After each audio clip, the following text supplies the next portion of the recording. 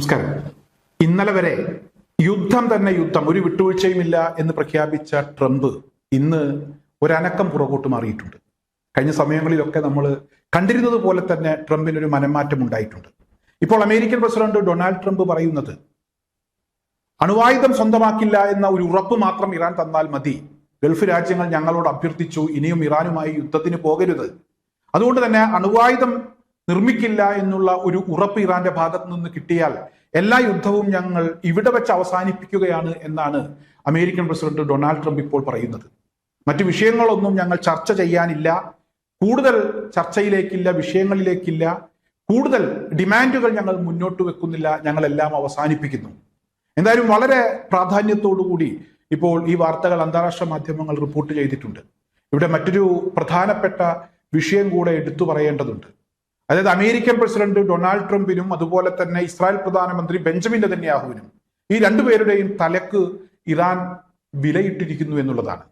രണ്ടുപേരെയും നരകത്തിലേക്ക് അയക്കുകയാണെങ്കിൽ 558 കോടി രൂപ പാരിതോഷികമായി നൽകുമെന്നാണ് ഇറാനിലെ ഒരു പാർലമെന്റ് അംഗം ഇപ്പോൾ പ്രസ്താവന നടത്തിയിരിക്കുന്നത്, പ്രഖ്യാപിച്ചിരിക്കുന്നത്, പാരിതോഷികം പ്രഖ്യാപിച്ചിരിക്കുന്നു.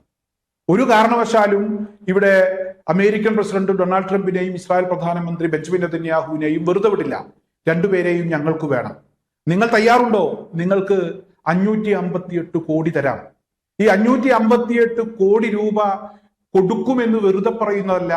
ഈ 558 കോടി രൂപയിലേക്ക് ഏകദേശം 481 കോടി രൂപയോളം ഇവിടെ ഇറാൻ സമാഹരിച്ചു കഴിഞ്ഞിരിക്കുന്നു. ഇനി തുച്ഛമായ തുക കൂടെ മാത്രമേ ഇവിടെ സമാഹരിക്കേണ്ടതുള്ളൂ. ബാക്കി തുകയൊക്കെ ഇറാന്റെ പക്കലായി കഴിഞ്ഞു.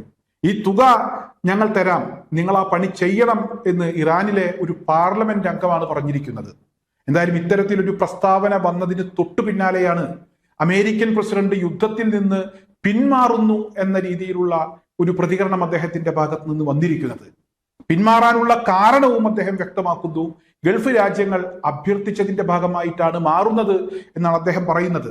ഇനി ഗൾഫ് രാജ്യങ്ങൾ അഭ്യർത്ഥിച്ചതിന്റെ ഭാഗമാണോ, അല്ലെങ്കിൽ ഗൾഫ് രാജ്യങ്ങൾ ഞങ്ങളുടെ വഴിക്ക് ഞങ്ങൾ പൊക്കോളാം എന്ന തീരുമാനമെടുത്തതിന്റെ ഭാഗമായിട്ടാണോ, ഇവിടെ ഈ പാർലമെന്റ് അംഗത്തിന്റെ പ്രസ്താവന അല്ലെങ്കിൽ പ്രഖ്യാപനമാണോ ട്രംപിനെ യുദ്ധത്തിൽ നിന്നും വീണ്ടും പിന്മാറാൻ പ്രേരിപ്പിച്ചത് എന്ന കാര്യമൊന്നും വ്യക്തമല്ല.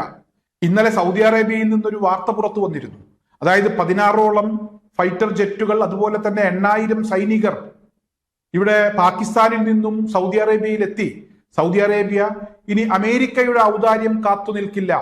ഇറാന്റെ ഭാഗത്തു നിന്നൊരു ആക്രമണം ഉണ്ടാവുകയാണെങ്കിൽ പ്രതിരോധിക്കാൻ പാകിസ്ഥാന്റെ സഹായം തേടി സ്വന്തം നിലക്ക് ആവശ്യമായിട്ടുള്ള മുന്നൊരുക്കങ്ങൾ സൗദി അറേബ്യ നടത്തിയെന്നാണ് പാകിസ്ഥാന്റെ ഈ നീക്കവുമായി ബന്ധപ്പെട്ട് പുറത്തു വന്ന വാർത്ത.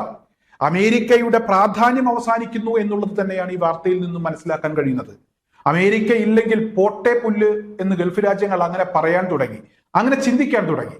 അങ്ങനെ ചിന്തിച്ചപ്പോഴാണ് ട്രംപ് ഗൾഫ് രാജ്യങ്ങളുടെ അഭ്യർത്ഥന മാനിച്ച് യുദ്ധത്തിൽ നിന്ന് പിന്മാറുന്നു എന്ന രീതിയിലുള്ള ഒരു പ്രതികരണം നടത്തിയത് എന്നാണ് പുറത്തു വരുന്ന ഏറ്റവും പ്രധാനപ്പെട്ട വാർത്ത.